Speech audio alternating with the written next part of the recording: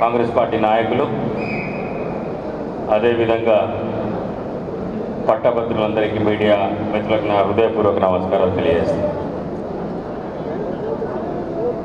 మీ అందరూ విఘ్నులు, తెలివితో ఓటేస్తారు, చదువుకున్న వాళ్ళు కాబట్టి ఇప్పుడు ఈ రాష్ట్రంలో జరుగుతున్న పరిణామాల గురించి చర్చ చేసుకోవాల్సిన అవసరం ఉన్నది మిత్రులారా. ఈ దేశంలో 1931లో బ్రిటిష్ ప్రభుత్వ హయాంలోనే ఈ దేశంలో కులగణన జరిగింది. ఆ తర్వాత ఇప్పటి వరకు కూడా ఈ దేశంలో కులగణన జరగలే. కాంగ్రెస్ పార్టీ అగ్రనాయకుడు రాహుల్ గాంధీ గారు ఈ దేశంలో మళ్ళీ కులగణన జరగాలి, కులగణన జరిపి అందరికీ న్యాయం చేయాలి, అన్ని వర్గాలకు న్యాయం జరగాలని డిమాండ్ చేస్తున్నాడు. మీ అందరికీ తెలియదు ఏంటంటే ప్రతి 10 సంవత్సరాలకు జనగణన జరుగుతుంది. జనగణనతో పాటు ఎస్సీ ఎస్టీల కులగణన జరుగుతుంది, కానీ బీసీల కులగణన ఎప్పుడు జరగలే. రాహుల్ గాంధీ గారు ఏం డిమాండ్ చేస్తున్నాడంటే ఈ దేశంలో జనగణన చేసేటప్పుడు బీసీల కులగణన కూడా చెయ్యాలని చెప్పేసి రాహుల్ గాంధీ గారు డిమాండ్ చేస్తున్నాడు. ఈ దేశంలో మండల్ కమిషన్ ఒక రిపోర్ట్ ఇచ్చింది 1980లో. ఈ దేశంలో 52% బీసీలు ఉన్నారని. ఈ దేశంలో 52% బీసీలలో 43.7% హిందూ బీసీలు, 8.3% ముస్లిం బీసీలు ఉన్నారని చెప్పి మండల్ కమిషన్ తెలిసింది. మన రాష్ట్ర ప్రభుత్వం, రేవంత్ రెడ్డి గారి ప్రభుత్వం కులగణన చేసి ఈ రాష్ట్రంలో 57%, అప్రాక్సిమేట్గా 55% బీసీలు ఉన్నారు. దాంట్లో 46.7% హిందూ బీసీలు ఉన్నారు. మిగతా 10% ముస్లిం బీసీలు ఉన్నారని తేల్చింది. అంటే టోటల్ 57%. 52% మండల్ కమిషన్ చెప్తే రేవంత్ రెడ్డి గారి ప్రభుత్వం 57%, అంటే 5% ఎక్కువ అని తెలిసింది. కానీ భారతీయ జనతా పార్టీ వాళ్ళు ఏమంటున్నారంటే ఇది తప్పుల తడక, వీళ్ళు సరిగా లెక్క పెట్టలే, బీసీల లెక్క తక్కున్నది అని చెప్పి దుష్ప్రచారం చేస్తున్నారు మిత్రులారా. బండి సంజయ్ గురించి నేను మాట్లాడితే ఈ 3 కట్టపలున్నారు. బండి సంజయ్ ఒకడు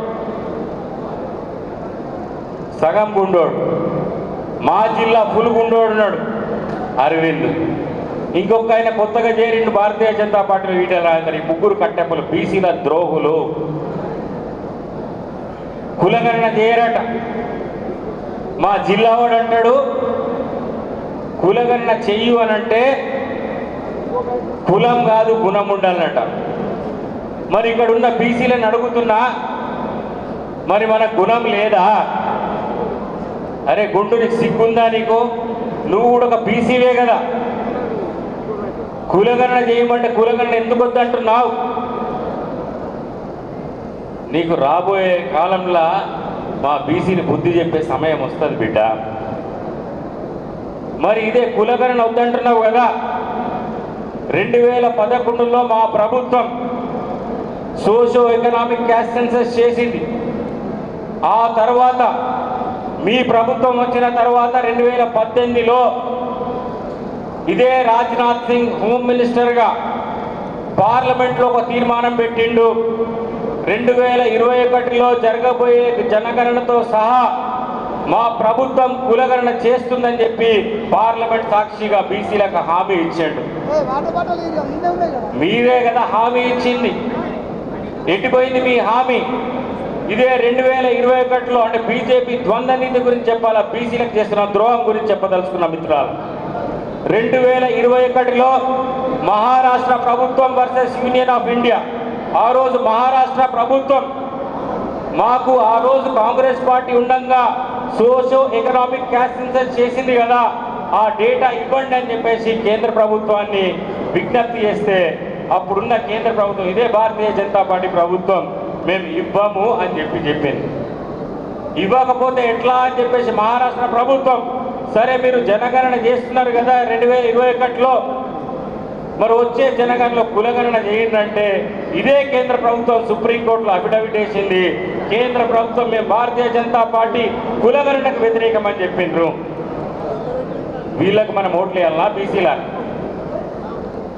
బండి సంజయ్ ఏమంటున్నాడు, ముస్లింలకు రిజర్వేషన్లు ఇస్తే మేము బీసీ రిజర్వేషన్లు పెంచడానికి ఒప్పుకోమన్నాడు. మరి ఇదే గుజరాత్లో మోడీ కులం ఏదైతుందో గాంచీ కులం, అది ముస్లింలలో కూడా ఉంది.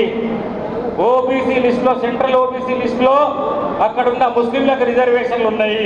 మరి మోడీ అక్కడ రిజర్వేషన్లు ఇస్తాడు కదా, అంటే మోడీ రిజర్వేషన్లు ఇవ్వద్దని అంటున్నావా?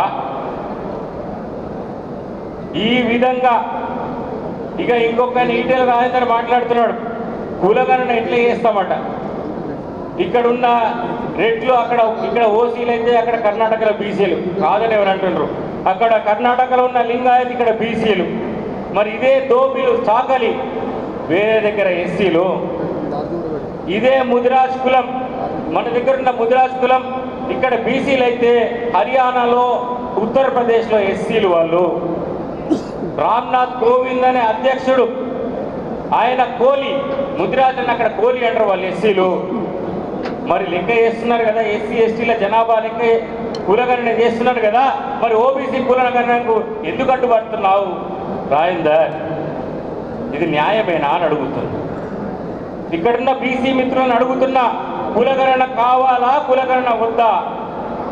కావాలనేటోళ్ళు అంతా చేతులు లేబట్టి బీసీ రిజర్వేషన్ మీరు మీకు వద్దా? మధ్యలో ఉన్న మహిళ భయపడద్దు, భయపడితే అన్యాయం జరిగేది మీకే. కులగణన కావాలా వద్దా? కావాలా వద్దా? ఈడబ్ల్యూఎస్ రిజర్వేషన్లు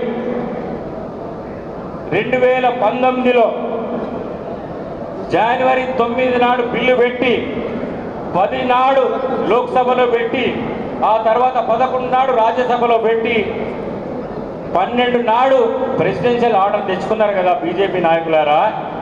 ఇవాళ ఇదే బీజేపీ నాయకులను, ఇదే కట్టప్పలను అడుగుతున్నా, ఇవాళ బీసీలు రిజర్వేషన్లు పెంచమని అడుగుతున్నారు. ఇవాళ మా రాష్ట్ర ప్రభుత్వం, రేవంత్ రెడ్డి ప్రభుత్వం 27% నుంచి 42% పెంచడానికి సిద్ధంగా ఉంది. రేపు రాబోయే అసెంబ్లీ సెషన్లో, ఈ బడ్జెట్ సెషన్లో ప్రత్యేక సెషన్ పెట్టి బీసీలకు రిజర్వేషన్లు పెంచి చట్టం చేయబోతున్నాం. మరి ఇలా బీజేపీ మిత్రులను అడుగుతున్నా, తమిళనాడు తరహాలో ఏ విధంగా అయితే రిజర్వేషన్లు అక్కడ 69% రిజర్వేషన్లు ఉన్నాయి, అక్కడ 50% దాటి ఉన్నాయి, 69% ఉన్నాయి. అప్పుడున్న జయలలిత గారు, అప్పుడు పివి నరసింహారావు ప్రైమ్ మినిస్టర్ ఉన్నప్పుడు ఇక్కడ అసెంబ్లీలో చట్టం చేసి 69% రిజర్వేషన్లను 9 స్కెడ్యూల్లో 9th స్కెడ్యూల్ ఆఫ్ కాన్స్టిట్యూషన్లో పెట్టి అప్పుడు అమలు చేయించుకున్న జయలలిత ఇవాళ రేవంత్ రెడ్డి గారు అదే చేయబోతున్నాడు. 40 బీసీలకు 27% నుంచి 42% రిజర్వేషన్లు పెంచి రేపు 9th స్కెడ్యూల్లో పెడతావా పెట్టవా అని మోడీని అడగబోతున్నాడు. దీనికి మీరందరూ మద్దతు పలుకుతున్నారా లేదా? బీసీ ద్రోహులం ఈ బీజేపీ ఓటేద్దామా, బుంద పెడదామా? ఒకవేళ మిత్రులారా మీరు భారతీయ జనతా పార్టీకి మద్దతు తెలిపినట్లయితే బీసీలకు ద్రోహం చేసినట్లే. ఈరోజు ఇప్పటి వరకు కూడా మనం ఈ 27% రిజర్వేషన్లు రావడానికి కారణం డాక్టర్ బాబాసాహెబ్ అంబేద్కర్ కావచ్చు, కాంచీరామ్ కావచ్చు, పూలే గారు కావచ్చు, వీళ్ళ పోరాటాల వల్లనే ఇవాళ 27% రిజర్వేషన్లు ఉన్నాయి. ఒకవేళ వాళ్ళు నిజంగా పోరాటం చేయలేకుంటే మనకి 27% రిజర్వేషన్లు ఉండేవి కావు. వాళ్ళని మహనీయులుగా మనం కొలుస్తున్నాం. మనం మిగిలిన భారతీయ జనతా పార్టీకి ఓటేసి వాళ్లకు మద్దతు తెలిపితే మన బీసీలకు ద్రోహం చేసిన వాళ్ళమైతాం, చరిత్రహీనులమైతాం. మిత్రులారా, దయచేసి మీరందరూ కూడా కాంగ్రెస్ పార్టీ ఓటేసి ఇక్కడ నరేందర్ రెడ్డిని గెలిపించి కాంగ్రెస్ పార్టీకి మద్దతు తెలపాలని, రాహుల్ గాంధీ గారికి బలం ఇవ్వాలని, రేపు రాహుల్ గాంధీ గారిని బలోపేతం చేస్తే ఆయన బీసీల రిజర్వేషన్లు 27% నుంచి 42%. రేపు న్యాయం జరిగేది మనకే కదా. ఎంప్లాయ్మెంట్లో రిజర్వేషన్లు, జాబ్లలో రిజర్వేషన్లు, విద్యా సంస్థల్లో యూనివర్సిటీలో రిజర్వేషన్లు పొందేది బీసీలే కదా. దీనికి మద్దతు తెలుపుదామా లేదా? తెలుపుదామా అనే వాళ్ళు చేయలేమంట అందరు. వద్దా? నువ్వు గట్టిగా కొట్లాడకపోతే రాదమ్మా, నోరు తెరవలేకపోతే మీకు రావు. బీజేపీ అణిచేస్తుంది. మీరు గట్టిగా సపోర్ట్ చేస్తేనే బీజేపీ భయపడుతుంది. ఈ ఎన్నికల్లో వాళ్ళ నోడొకటి చూపెడదాం, బుద్ధి చెప్దాం. ఈ ముగ్గురు కట్టప్పలకు చెప్దామా? దయచేసి మిత్రులారా, మీరందరూ కూడా కాంగ్రెస్ పార్టీ ఓటేసి పెద్ద ఎత్తున విజయం కల్పించాలని మీ అందరినీ కోరుకుంటున్నాను. సెలవు తీసుకున్నాను. ధన్యవాదాలు. కాంగ్రెస్ పార్టీ మిత్రులందరికీ